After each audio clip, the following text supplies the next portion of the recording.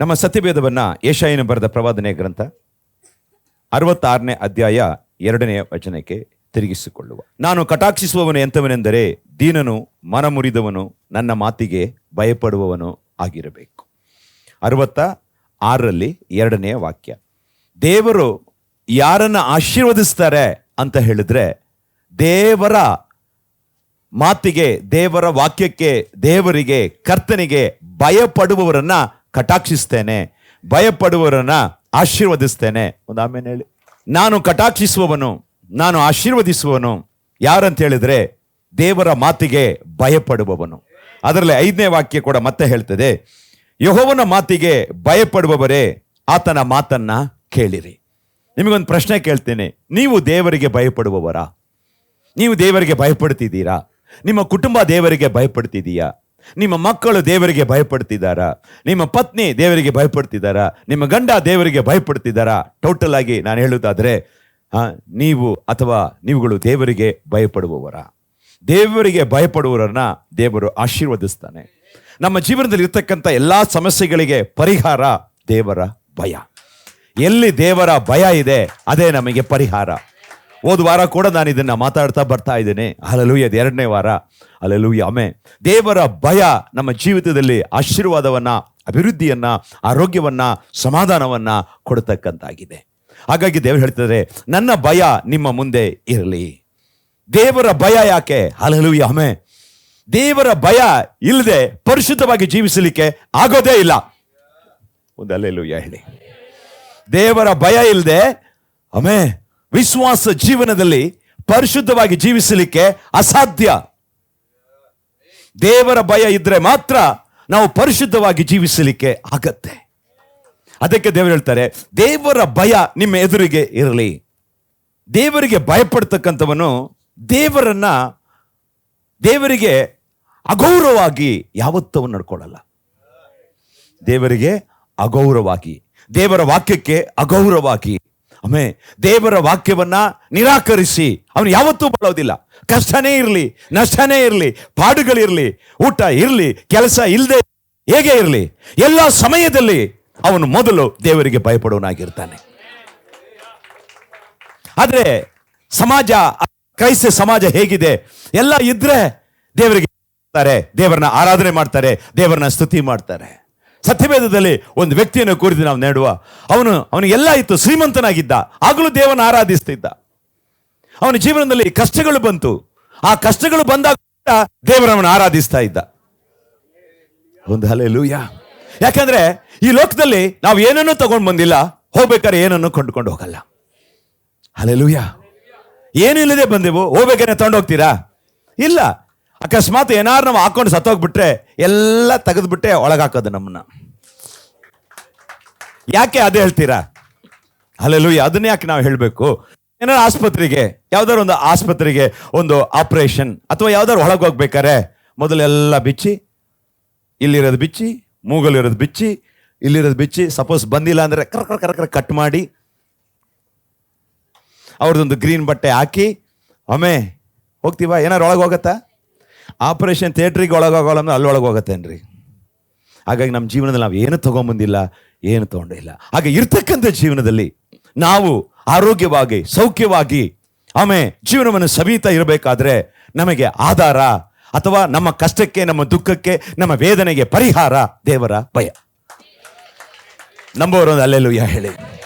Hallelujah, amen. ಹಾಗಾದ್ರೆ ಅದಕ್ಕೆ ಪ್ರಶ್ನೆ ಕೇಳಿದೆ, ನೀವು ದೇವರಿಗೆ ಭಯಪಡುವವರ?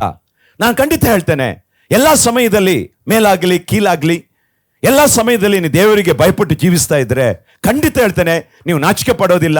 ಕರ್ತ ನಿಮ್ಮನ್ನು 2 ಪಟ್ಟು ಆಶೀರ್ವದಿಸಿ ನಿಮ್ಮನ್ನು ಬಲಪಡಿಸಿ ನಡೆಸುವಂತ ದೇವರಾಗಿರ್ತಾನೆ. ನಮಗೆ ಪ್ರತಿಯೊಬ್ಬರ ಜೀವನದಲ್ಲಿ ಪರೀಕ್ಷೆಗಳು ಬರುತ್ತೆ. Hallelujah, amen. ಹಾಗೆ ನಮ್ಮ ಜೀವನದಲ್ಲಿ ಅಷ್ಟೇ. ಈ ಉದಾಹರಣೆಯಾಗಿ ಯೋಬನ್ ತಗೊಳ್ಳೋಣ. ಯೋಬೊಬ್ಬ ಶ್ರೀಮಂತ, ಬೇಕಾದಷ್ಟು ಆಸ್ತಿ, ಅಂತಸ್ತು, ಗೌರವ ಎಲ್ಲ ಇತ್ತು, ಅವನಿಗೆ ಅಧಿಕಾರ ಇತ್ತು, ಆಮೆನ್, ಎಲ್ಲ ಇತ್ತು, ಯಾವುದು ಕೊರತೆ ಇಲ್ಲ. ಆದರೆ ಅವನ ಜೀವನದಲ್ಲಿ ಅವನಿಗೊಂದು ಶೋಧನೆ ಬರುತ್ತೆ, ಒಂದು ಪರೀಕ್ಷೆ. ಮೊದಲಿಗೆ ಈಗ ಒಂದು ಅಟ್ಯಾಕ್ ಬರುತ್ತೆ ಅವನ ಜೀವನದಲ್ಲಿ. 4 ಅಟ್ಯಾಕ್. ಎಷ್ಟು ಅಟ್ಯಾಕ್? 4 ಅಟ್ಯಾಕ್. ಮೊದಲನೇ ಅಟ್ಯಾಕ್ ನಲ್ಲಿ ಒಂದು ಯೋಬ 1:14 ಅವನು ಎತ್ತು ಕತ್ತೆ ಎಲ್ಲವನ್ನ ಹಾಳುಗಳನ್ನ ಕತ್ತಿಯಿಂದ ಸಂಹಾರ ಮಾಡ್ತಾರೆ. ಮೊದಲನೇ ಅಟ್ಯಾಕ್. ಎರಡನೇದು ಬೆಂಕಿ ಬರುತ್ತೆ ಆಕಾಶದಿಂದ, ಬೆಂಕಿ ಬಿದ್ದು ಕುರಿಗಳನ್ನ ಅವನ ಆಳುಗಳನ್ನ ದಹಿಸಿ ಬಿಡ್ತಾರೆ. ಎರಡನೇ ಅಟ್ಯಾಕ್. ಮೂರನೇ ಅಟ್ಯಾಕ್, ಒಂಟೆಗಳು ಮತ್ತು ಆಳುಗಳನ್ನ ಕತ್ತಿಯಿಂದ ಸಂಹಾರ ಮಾಡ್ತಾರೆ. ಇದು ಮೂರನೇ ಅಟ್ಯಾಕ್. ನಾಲ್ಕನೇ ಅಟ್ಯಾಕ್, ಗಾಳಿ ಬೀಸ್ತದೆ, ಮನೆ ಮೇಲೆ ಬಡಿತದೆ. ಅವ್ರು ಊಟ ಮಾಡ್ತಿರ್ಬೇಕಾದ್ರೆ ಮಕ್ಕಳು ಅವರೆಲ್ಲ ಊಟ ಮಾಡ್ತಿರ್ಬೇಕಾದ್ರೆ ನಾಲ್ಕನೇ ಅಟ್ಯಾಕ್, ಗಾಳಿ ಬಂದು ಅವ್ರ ಮೇಲೆ ಬೀಸಿ ಅವರ ಮಕ್ಕಳನ್ನ ಅವನ ಆಸ್ತಿಯನ್ನ ಎಲ್ಲವನ್ನ ನಾಶ ಮಾಡಿ ಅಲ್ಲಿಗೆ 4 ಅಟ್ಯಾಕ್ಗಳು. ಎಷ್ಟೇ ಅಟ್ಯಾಕ್ ಬಂದ್ರು ಅವನು ದೇವರಲ್ಲಿ ಅಟ್ಯಾಚ್ ಆಗಿದ್ದ ಹೊರತು ಅವನು ಡಿಟ್ಯಾಚ್ ಆಗಲಿಲ್ಲ, ಅವನು ದೂರ ಹೋಗಲೇ ಇಲ್ಲ. ಕರಗಳನ್ನು ತಟ್ಟುವ ಹಲ್ಲೆಲೂಯಾ. ನಾವು ಹೇಗಿದ್ದೇವೆ? ನಮ್ಮ ಜೀವನದಲ್ಲಿ ಕಷ್ಟಗಳು ಬಂದಾಗ, ದುಃಖಗಳು ಬಂದಾಗ, ವೇದನೆಗಳು ಬಂದಾಗ ಹೇಗಿದ್ದೇವೆ? ಇಂತಹ ಅಟ್ಯಾಕ್ ಬಂದು ಎಲ್ಲವನ್ನೂ ಕಳ್ಕೊಂಡ, ಆಸ್ತಿಯನ್ನ ಕಳ್ಕೊಂಡ, ಅಂತಸ್ತನ್ನ ಕಳ್ಕೊಂಡ, ಆರೋಗ್ಯವನ್ನ ಕಳ್ಕೊಂಡ, ಎಲ್ಲವನ್ನೂ ಕಳ್ಕೊಂಡಿದ್ದಾನೆ. ಅಂತ ಸಂದರ್ಭದಲ್ಲಿ ಅವನು ಹೇಗಿದ್ದಾನೆ ಅಂತ ಹೇಳಿದ್ರೆ, ದೇವರನ್ನ ಅಲ್ಲಗಳೆಯಲಿಲ್ಲ, ದೇವರನ್ನ ಬಿಟ್ಟು ದೂರ ಹೋಗಲಿಲ್ಲ, ದೇವರನ್ನು ನಿರಾಕರಿಸಲಿಲ್ಲ, ದೇವರಿಗೆ ತುಚ್ಛವಾಗಿ ದೇವರನ್ನು ದೂಷಿಸಲಿಲ್ಲ. ಒಬ್ಬ ದೇವರಿಗೆ ಭಯಪಡ್ತಂದ ಮನುಷ್ಯ ಹೇಗಿರ್ತಾನೆ ಅಂತ ಹೇಳಿದ್ರೆ, ಎಷ್ಟೇ ಕಷ್ಟಗಳು ಬರಲಿ, ಎಷ್ಟೇ ವೇದನೆಗಳು ಬರಲಿ, ಅವನು ದೇವರನ್ನ ಅಂಟ್ಕೊಂಡಿರ್ತಾನೆ. ಹಲ್ಲೆಲೂಯಾ. ಯೋಬನ ಜೀವಿತದಲ್ಲಿ ನಾವು ನೋಡುವುದಾದರೆ ಯೋಬ 1:20 ದೇವರ ವಾಕ್ಯವು ನಮಗೆ ಹೀಗೆ ಹೇಳುತ್ತದೆ. 1:20 ಎದ್ದು ಮೇಲಂಗಿಯನ್ನು ಹರಿದುಕೊಂಡು ಹೋಲಿಸಿಕೊಂಡು ನೆಲದಲ್ಲಿ ಅಡ್ಡ ಬಿದ್ದು ನಮಸ್ಕರಿಸಿ. ಈಗ ತಡೆಯಿರಿ, ಈಗ ಅವನು ದೇವನ ಆರಾಧನೆ ಮಾಡ್ತಿದ್ದಾನೆ. ಈಗ ಆರಾಧನೆ ಮಾಡ್ತಕ್ಕಂಥ ಅವನ ಸ್ಥಿತಿ ಪರಿಸ್ಥಿತಿ ಹೇಗಿದೆ? ಮಕ್ಕಳಿದ್ದಾರಾ? ಇಲ್ಲ. ಹಣ ಇದೆಯಾ? ಇಲ್ಲ. ಕುದುರೆ ಇದೆಯಾ? ಇಲ್ಲ. ಒಂಟೆ ಇದೆಯಾ? ಇಲ್ಲ. ಯಾರೂ ಇಲ್ಲ, ಏನೂ ಇಲ್ಲ. ಅಂತ ಸಂದರ್ಭದಲ್ಲಿ ಏನ್ ಮಾಡ್ತಿದ್ದಾನೆ? ದೇವರನ್ನ ಆರಾಧಿಸ್ತಾ ಇದ್ದಾನೆ. ನೀವು ಹೇಗಿದ್ದೀರಾ? ಆರೋಗ್ಯ ಚೆನ್ನಾಗಿದ್ರೆ ಆರಾಧನೆ, ಆರೋಗ್ಯ ಚೆನ್ನಾಗಿಲ್ಲ, ಆಸ್ತಿ ಇಲ್ಲ, ಕೆಲಸ ಇಲ್ಲ, ಊಟಕ್ಕಿಲ್ಲ, ವೇದನೆ, ದುಃಖ, ನೋವು, ಈ ಕಷ್ಟಗಳ ಅವಮಾನದ ಮಧ್ಯದಲ್ಲಿ ದೇವರನ್ನ ನೀವು ಆರಾಧನೆ ಮಾಡಲಿಕ್ಕೆ ಶಕ್ತರ?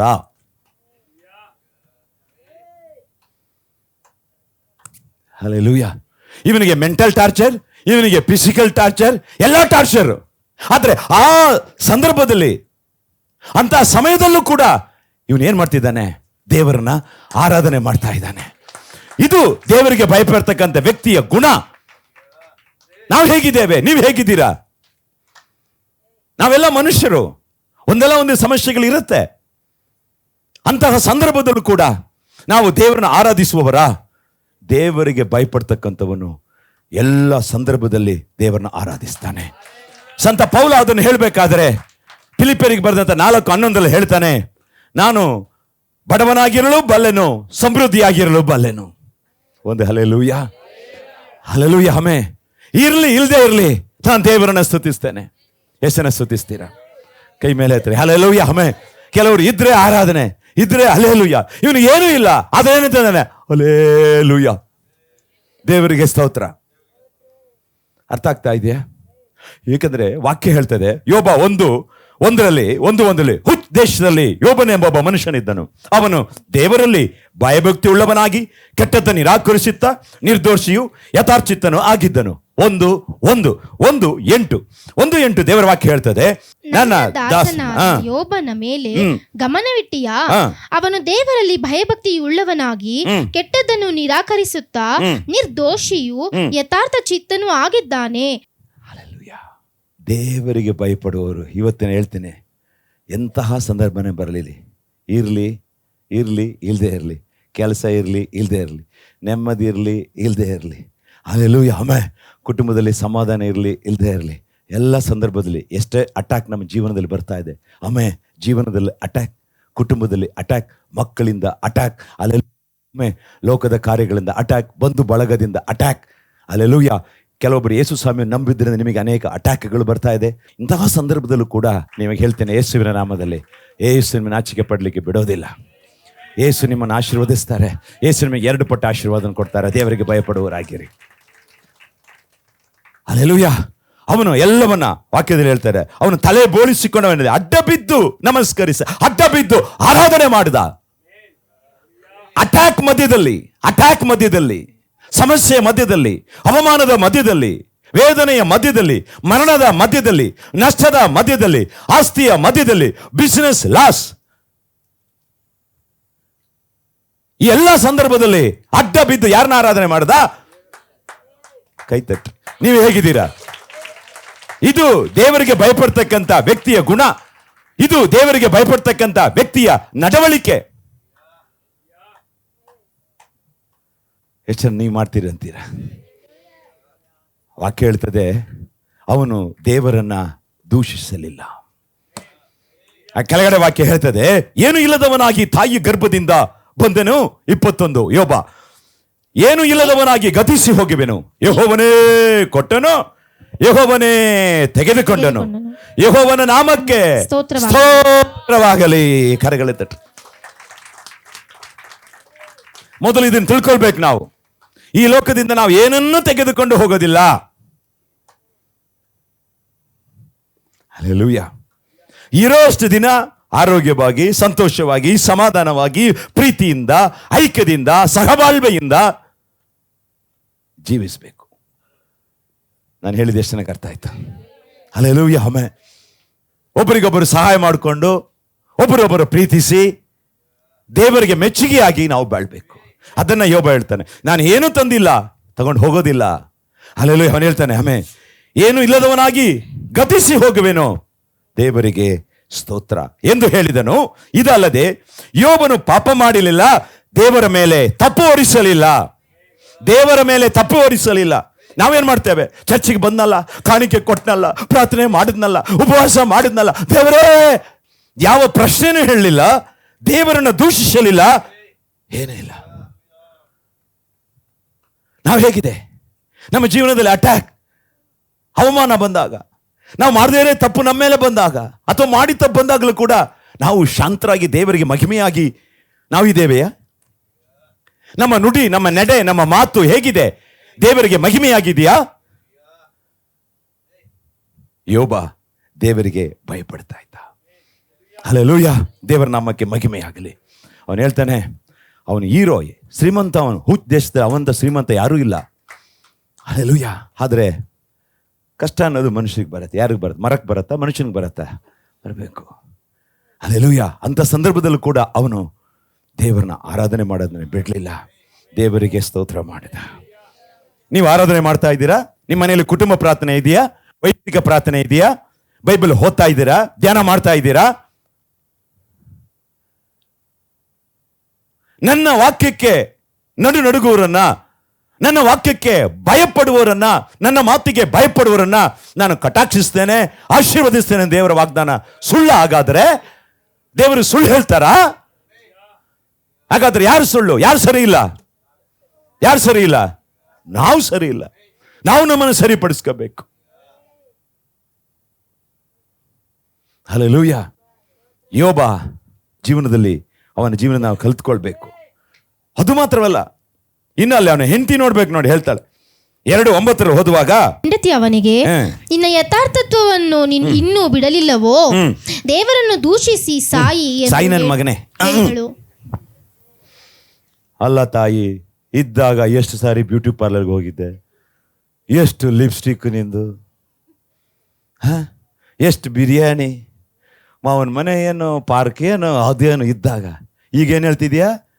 ಈಗ ಆಸ್ತಿ ಇಲ್ಲ, ಈಗ ಫ್ಯಾಕ್ಟ್ರಿ ಇಲ್ಲ, ಫ್ಯಾಕ್ಟ್ರಿ ಕ್ಲೋಸು, ಮಕ್ಕಳಿಲ್ಲ, ಏನೂ ಇಲ್ಲ. ಈಗ ಏನು ಇಲ್ಲದೆ ಹೆಂಗೆ ಕೂತ್ಕೊಂಡಿದ್ದಾನೆ? ಕೆರ್ಕೊಂಡು ಕಜ್ಜಿಯಲ್ಲಿ ಬೂದಿ ಹಾಕೊಂಡು ತಲೆ ಬೋಳಿಸ್ಕೊಂಡು ಏನು ಮಾಡ್ತಿದ್ದಾನೆ? ದೇವ್ರನ್ನ ಆರಾಧನೆ ಮಾಡ್ತಾ ಇದ್ದಾನೆ. ಅದಕ್ಕೆ ಅವಳು ಹೊಟ್ಟೆ ಕಿಚ್ಚು ಬಂದು, ಓಲೋ ಮಗನೇ, ಇಷ್ಟೆಲ್ಲ ಕಳ್ಕೊಂಡ್ರು ಇನ್ನೂ ದೇವ್ರನ್ನ ಆರಾಧಿಸ್ತೀಯಾ? ನನ್ನ ಮಗನೇ ಸಾಯ ಅಂದ್ರು. ಕೆಲವು ಹೆಂಡ್ತೀರು ಅಷ್ಟೇ, ಕೆಲವೊಂದು ಹೆಂಗಸರು ಅಷ್ಟೇ, ಕೆಲವೊಂದು ಗಂಡಸರು ಅಷ್ಟೇ. ಎಲ್ಲ ಚೆನ್ನಾಗಿದ್ದಾಗ ಇರ್ತಾರೆ. ಏನೋ ಗಂಡಸನಿಗೊಂದು ಕಷ್ಟ, ಹೆಂಡತಿಗೊಂದು ಕಷ್ಟ, ಬಲಹೀನತೆ, ವೀಕ್ನೆಸ್ಸು ಏನಾರು ಬಂದರೆ ಕೆಲವರು ಬಿಟ್ಬಿಟ್ಟು ಬೇರೆ ಮದುವೆ ಆಗ್ಬಿಡ್ತಾರೆ. ಇಂಥವ್ರ ಮೇಲೆ ದೇವರ ಕೋಪ ಇಳಿದು ಬರುತ್ತೆ.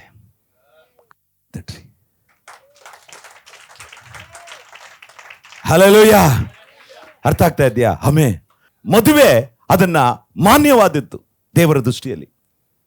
ಒಂದೇ ಸತಿ ಮದುವೆ, ಅದಕ್ಕೆ ಮದುವೆಯಲ್ಲಿ ನಾವು ಹೇಳ್ತೇವೆ, ಕಷ್ಟದಲ್ಲೂ ದುಃಖದಲ್ಲೂ ನಷ್ಟದಲ್ಲೂ ಕೇಳಲ್ಲಿ ಮೇಲಲ್ಲಿ ಯಾವಾಗಲೂ ಒಮ್ಮೆ ನಿನ್ನನ್ನೇ ಪ್ರೀತಿಸಿ ಇತರರ ಮುಖ ನೋಡದೆ ಕೊನೆ ತನಕ ಬಾಳ್ತೀವಿ ಅಂತೇಳಿ ಏನ್ ಕೊಡ್ತೀವಿ? ಮಾತು ಕೊಡ್ತೀವಿ. ಮದುವೆಯಲ್ಲಿ ಬೈಬಲ್ ಪ್ರಕಾರ ಹೇಳಿದರೆ ಮಾತೇ ಮುಖ್ಯ, ಬೇರೆ ಏನಿಲ್ಲ. ಅಲ್ಲಿ ಏನು ನಾವು ಅರಿಕೆ ಮಾಡ್ತೀವಿ ಅದು ಮುಖ್ಯ. ಇಲ್ಲಿ ನೋಡ್ರಿ, ಇವಳು ಏನಂತಾಳೆ? ಸಾಯೋ ಮಗನೇ, ತಂದಾಗ ಬಾರೋ, ಇಲ್ದಿದ್ದಾಗ ಬೇಡೋ, ಹೋಗೋ. ಎಂಥ ಒಂದು ವಿಪರ್ಯಾಸ ಇದು ನೋಡ್ರಿ ಸಮಾಜದಲ್ಲಿ. ಹಲ್ಲೆಲೂಯಾ. ಆಮೆನ್. ಚೆನ್ನಾಗಿರ್ತಾರೆ, 10 ವರ್ಷ 20 ವರ್ಷ ಕುಟುಂಬ ನಡೆಸ್ತಾರೆ. ಜೀವನದಲ್ಲಿ ಒಂದು ಬಲಹೀನತೆ, ಗಂಡನಿಗಾಗಿರ್ಬೋದು, ಹೆಂಡತಿಗಾಗಿರ್ಬೋದು, ಅಥವಾ ಏನಾದರೂ ಒಂದು ಬಲಹೀನತೆಯಿಂದ ಆಪರೇಷನ್ನೇ ಇರ್ಬೋದು. ಅದು ನಡೆದ ಮೇಲೆ ಕೆಲವೊಬ್ಬರು ಹೆಂಡತಿನ ಬಿಟ್ಟೇ ಬಿಡ್ತಾರೆ, ಗಂಡನು ಬಿಟ್ಟೇ ಬಿಡ್ತಾರೆ. ಅದು ಶಾಪ, ಅದು ಪಾಪ. ಒಂದು ಹಲ್ಲೆಲೂಯಾ ಹೇಳಿ. ಯೋಬನ ಜೀವನದಲ್ಲಿ ನಡೆದಿದ್ದಿದೆ. ಅವನ ಹೆಂಡತಿಯವನು ಏನ್ ಹೇಳ್ತಾರೆ? ಯಥಾರ್ಥತವನ್ನು ಬಿಟ್ಟು, ಹಾಗಾದ್ರೆ ನೋಡಿ, ಅವನು ಎಷ್ಟೇ ಕಷ್ಟ ಆದರೂ ನಷ್ಟಗಳಾದರೂ ಕೂಡ ಅವನು ಯಥಾರ್ಥನಾಗಿ ಸತ್ಪುರುಷನಾಗಿ ದೇವರನ್ನ ಆರಾಧಿಸ್ತಿದ್ದ ಅನ್ನೋದಕ್ಕೆ ಆ ಹೆಂಡತಿನೇ ಸಾಕ್ಷಿ ಹೇಳ್ತಾ ಇದ್ದಾಳೆ. ನಿಮ್ಮ ಹೆಂಡತಿ ನಿಮ್ಮ ಬಗ್ಗೆ ಹೇಗೆ ಸಾಕ್ಷಿ ಹೇಳ್ತಿದ್ದಾರೆ? ನಿಮ್ಮ ಮಕ್ಕಳು ನಿಮ್ಮ ಬಗ್ಗೆ ಏನು ಸಾಕ್ಷಿ ಹೇಳ್ತಾ ಇದ್ದಾರೆ? ದೇವರಿಗೆ ಭಯಪಡ್ತಕ್ಕಂಥವನು ಎಲ್ಲ ಸಮಯದಲ್ಲಿ ದೇವರನ್ನು ಆರಾಧಿಸ. ಒಬ್ಬ ದೇವರಿಗೆ ಭಯಪಡ್ತಕ್ಕಂಥವನು ದೇವರಿಗೆ ಸಾಕ್ಷಿಯಾಗಿರ್ತಾನೆ, ದೇವರ ವಾಕ್ಯಕ್ಕೆ ಅನುಸಾರವಾಗಿ ನಡೀತಾನೆ. ಮೊದಲು ದೇವರ ರಾಜ್ಯ, ದೇವರ ವಾಕ್ಯ. ಯಾವುದೇ ಕಾರ್ಯಕ್ರಮ ಆಗಿರ್ಬೋದು, ಬೇರೆ ಯಾವುದೇ ಫಂಕ್ಷನ್ ಆಗಿರ್ಬೋದು, ಅವನು ಹೋಗಲ್ಲ. ಮೊದಲು ದೇವರನ್ನ ಆರಾಧಿಸ್ಬೇಕು. ದೇವರಿಗೆ ಭಯಪಡ್ತಕ್ಕಂಥವ್ರು ಭಾನುವಾರ ಆಲಯಕ್ಕೆ ಬಂದು ದೇವರನ್ನ ಆರಾಧನೆ ಮಾಡಲೇಬೇಕು. ನನ್ನ ಮಾತಿಗೆ, ವಾಕ್ಯ ಏನು ಹೇಳ್ತದೆ? ನನ್ನ ಮಾತಿಗೆ ನಡುಗೋರು, ನನ್ನ ಮಾತಿಗೆ ವಿಧೇಯರಾಗೋರನ್ನ ನಾನು ಕಟಾಕ್ಷಿಸ್ತೇನೆ. ಹೌದಾ ಅಲ್ವಾ? ಹೌದನ್ನೋದಲ್ಲ. ಹಾಗಾದ್ರೆ ಇಬ್ರಿಯ 10:25 ಓದಮ್ಮ.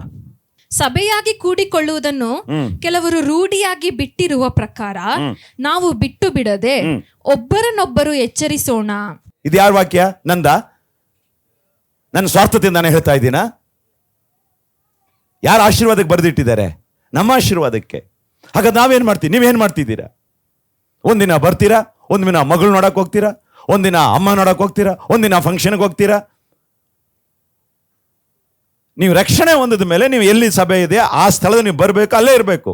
ಏನೋ ಯಾರಿಗೂ ಹುಷಾರಿಲ್ಲ, 9 ಸೀರಿಯಸ್ ಇದೆಯಾ, okay, God knows that. Other than that ಯಾವುದೇ ಕಾರ್ಯಕ್ರಮ ಇದೆ ನೀವು ಹೋಗ್ಬೇಕಾ?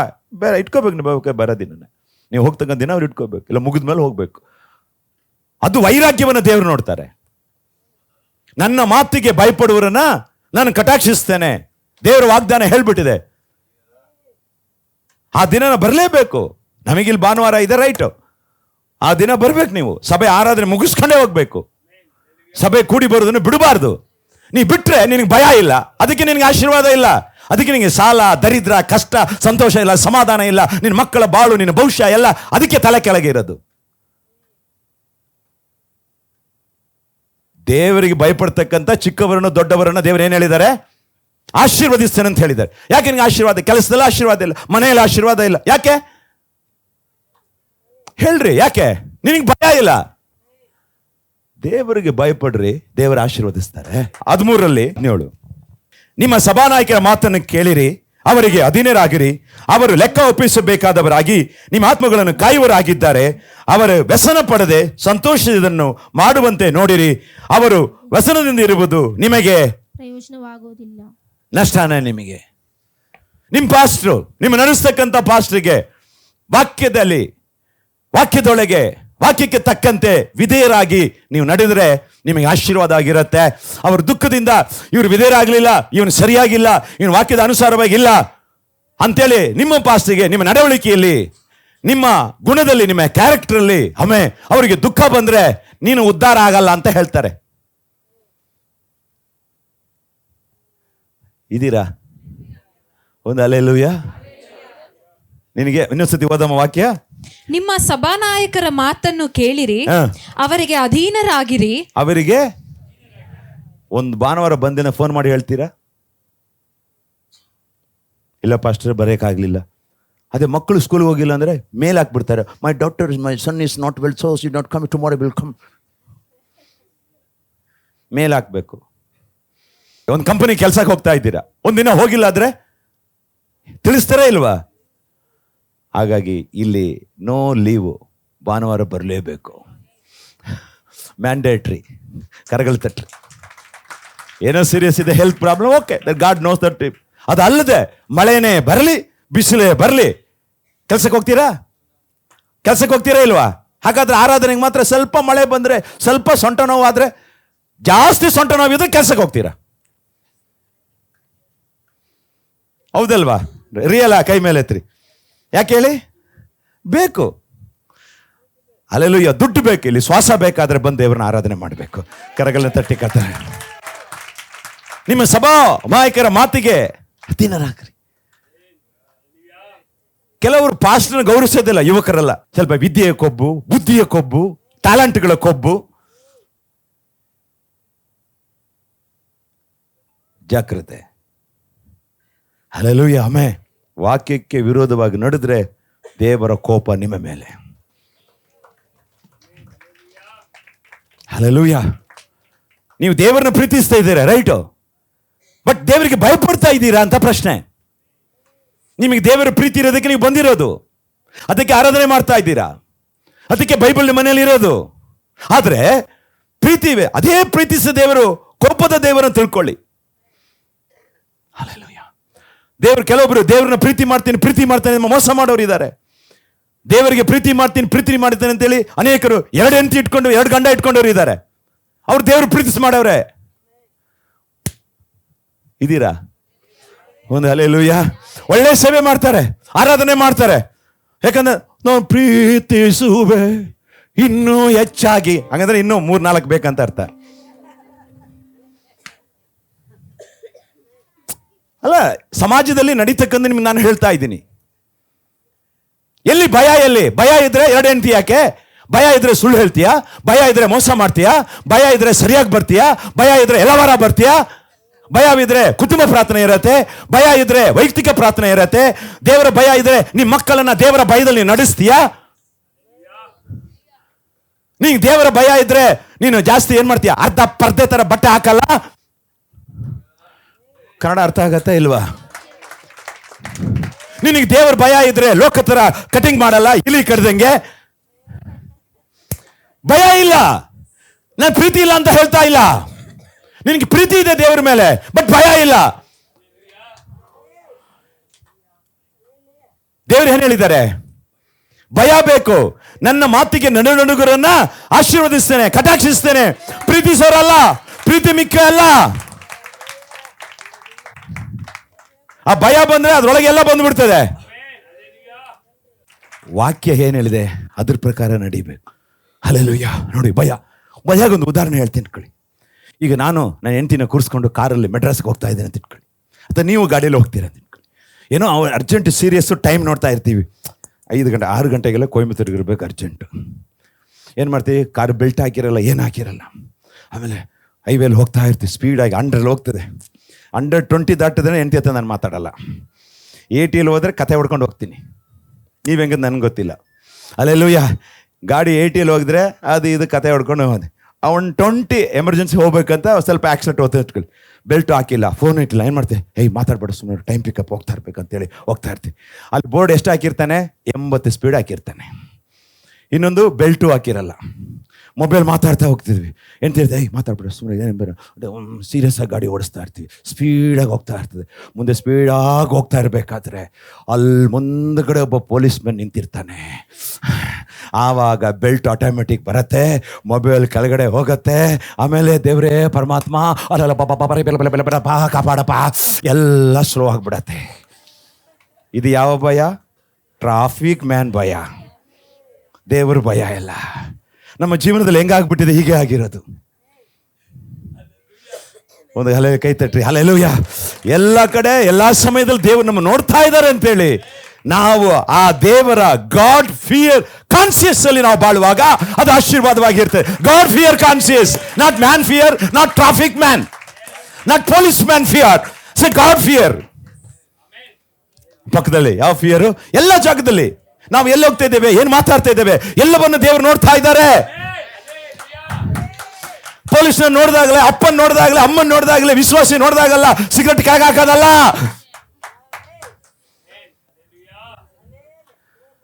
ಹಲ್ಲೆಲೂಯಾ. ಇದನ್ನು ಹೇಳ್ತಾ ಇದ್ದಾರೆ. ನಾವು ಹೇಗಿದ್ದೇವೆ? ನೀವು ದೇವರ ಭಯದಲ್ಲಿ ಜೀವಿಸ್ರಿ, ದೇವರು ನಿಮ್ಮನ್ನು ಆಶೀರ್ವದಿಸ್ತಾರೆ.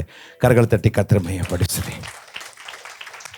ನಿಮ್ಮ ಮನೆಯಲ್ಲಿ ದೇವ್ರ ಮಕ್ಕಳು, ಹಲ್ಲೆಲೂಯಾ, ವೈಯಕ್ತಿಕ ಪ್ರಾರ್ಥನೆ, ಕುಟುಂಬ ಪ್ರಾರ್ಥನೆ, ನಿಮ್ಮ ಮನೆಯಲ್ಲಿ ಏನೇ ಸಮಸ್ಯೆ ಬರಲಿ, ಗಂಡ ಆಗಿರ್ಬೋದು, ಹೆಂಡತಿ ಇರ್ಬೋದು, ಮಕ್ಕಳಿರ್ಬೋದು, ಕೆಲಸ ಕಾರ್ಯಗಳಿರ್ಬೋದು, ದೇವರಿಗೆ ಭಯಭಕ್ತಿಯಾಗಿ ಮಾತಾಡಬೇಕು. ಕೈ ಮೇಲೆ ಹತ್ರಿ. ಹಲ್ಲೆಲೂಯಾ. ದೇವರಿಗೆ ಭಯಭಕ್ತಿಯಾಗಿ ಮಾತಾಡಬೇಕು. ಹಲ್ಲೆಲೂಯಾ. ಆಗ ಮಾತ್ರ ಆಶೀರ್ವಾದ. ನಾಲಿಗೆ ಹಲ್ಲೆಲೂಯಾ ಬಿಟ್ಟು, ಹಲ್ಲೆಲೂಯಾ ಹಿಡಿತವಿಲ್ಲದೆ, ಕಂಟ್ರೋಲ್ ಇಲ್ಲದೆ ನಾವು ಮಾತಾಡಿದ್ರೆ ದೇವರು ನಿಮ್ಮ ಲೆಕ್ಕ ಕೊಡಬೇಕು. ದೇವ್ರ ನಿಮಗೆ ಕೇಳ್ತಾರೆ. ದೇವದೂತರನ್ನು ದೇವರು ಬಿಟ್ಟಿಲ್ಲ. ಸೋದೋಮ್ ಗೋಮರ ಪಟ್ಟಣವನ್ನು ದೇವರು ಬಿಟ್ಟಿಲ್ಲ. ಮೋಶೆಗೆ ವಿರುದ್ಧವಾಗಿ ಹಲ್ಲೆಲೂಯಾ 250 ಜನ ಮಾತನಾಡಿದಾಗ ದೇವರು ಬಿಟ್ಟಿಲ್ಲ. ಇದೆಲ್ಲ ನಮಗೆ ಸಾಕ್ಷಿಯಾಗಿ ಬರೆದಿಟ್ಟಿದ್ದಾರೆ.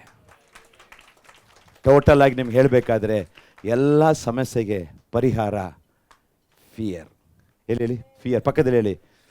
ನೀವು ಕರ್ತನಲ್ಲಿ ಎಷ್ಟು ಜನ ಫೈರ್ ಆಗಿರ್ಬೇಕಂತೀರ? ಕರ್ತನಲ್ಲಿ ಎಷ್ಟು ಜನ ಫೈರ್ ಆಗಿರಬೇಕು? ಪಕ್ಕದಲ್ಲಿ ಏನೇ ಬೇಕು? ಫೈರ್ ಆಗಿರ್ಬೇಕಾ? ನಿಮಗೆ ಫೈರ್ ಕೊಡದೆ ದೇವರ ಫಿಯರ್. ಯಾರು ಫಿಯರ್ ಆಗಿರ್ತಾರೆ ಅವರೇ ಫೈರ್. ಕೈ ತಟ್ರಿ. ಯಾರು ಫಿಯರ್ ಆಗಿರ್ತಾರೆ ಅವರೇ ಫೈರ್ ಆಗಿರ್ತಾರೆ. ಯಾರಿಗೆ ಫಿಯರ್ ಇಲ್ಲ ಅವನು ಫೈರ್ ಇಲ್ಲ. ಅರ್ಥ ಆಯ್ತಾ? ಎಷ್ಟು ಜನಕ್ಕೆ ಅರ್ಥ ಆಯ್ತಾ ಅಂತೀರಾ? ಒಂದು ಹಲ್ಲೆಲೂಯಾ ಪಕ್ಕದಲ್ಲಿ ಹೇಳಿ. ಫಿಯರ್ ಆಗಿದ್ರೆ ಫೈರ್ ಆಗಿರ್ತೀಯ. ಹಲ್ಲೆಲೂಯಾ. ಯಾವುದು ನಿನ್ನ ಹತ್ರ ಬರಲ್ಲ. ನಿನಗೆ ಫಿಯರ್ ಇಲ್ಲ, ನಿನ್ನಲ್ಲಿ ಫೈರ್ ಇಲ್ಲ, ಎಲ್ಲ ಬಂದು ಅಟ್ಕೊಂಡ್ಬಿಡ್ತದೆ. ಹಲ್ಲೆಲೂಯಾ. ಈ ಪ್ರಪಂಚ ಹಾಗೆ ತುಂಬಿದೆ. ಯಾವಾಗಲೂ ಅಷ್ಟೇ. ಗಾಡ್ ಫಿಯರ್ ಎಲ್ಲಿದೆ ಆ ವ್ಯಕ್ತಿ ಯಾವಾಗಲೂ ಫೈರ್ ಆಗೇ ಇರ್ತಾನೆ. ಹಲ್ಲೆಲೂಯಾ. ಅಬ್ರಹಾಮ ಏನ್ ಮಾಡ್ದ? ದೇವರು ಹೇಳಿದ ಮಾತಿಗೆ 100% ವಿಧೇಯನಾದ. ನೀವು ಎಷ್ಟು ಸತ್ಯವೇದ ಓದಿದ್ದೀರಲ್ಲ, ನೀವು ಓದಿರ್ತಕ್ಕಂಥ ಆ ವಾಕ್ಯಕ್ಕೆ ಎಷ್ಟು ಗೊತ್ತು ಅಷ್ಟು ವಿಧೇಯರಾಗ್ರಿ. ಮೊದಲು ಯೆಹೋವ ಈರೇ ನಿಮಗೆ ಪ್ರಕಟನ ಆಗುವನು, ನಿಮ್ಮ ಅಗತ್ಯಗಳನ್ನು ಪೂರೈಸುವನು. ಎಷ್ಟು ಜನ ನಂಬ್ತೀರಾ? ನೋಡ್ರಿ, ಸುಮ್ಮನೆ ಆಲಯಕ್ಕೆ ಬಂದು ದೇವರನ್ನ ಆರಾಧನೆ ಮಾಡೋದ್ರಲ್ಲಿ ಏನಾಗಲ್ಲ. ದೇವರಿಗೆ ಭಯಭಕ್ತಿಯಾಗಿ ನಡೆದರೆ ಉದ್ಧಾರ ಆಗ್ತೀಯ. ಒಂದು ಹಲ್ಲೆಲೂಯಾ ಹೇಳಿ. ಹಲ್ಲೆಲೂಯಾ. ಆಮೇಲೆ ಇಲ್ಲಿಗೆ ನಮಗಿರ್ತಕ್ಕಂಥ ಆಶೀರ್ವಾದ ಈ ವಾಕ್ಯ. ನಾನು ಪ್ರತಿ ವಾರ ನಿಮಗೆ ಪ್ರಸಂಗ ಮಾಡೋದೇನು? ದೇವರ ವಾಕ್ಯ. ಇದಕ್ಕೆ ವಿಧೇಯರಾಗಿ ನಡೀರಿ, ದೇವರು ನಿಮ್ಮನ್ನು ಆಶೀರ್ವದಿಸ್ತಾರೆ.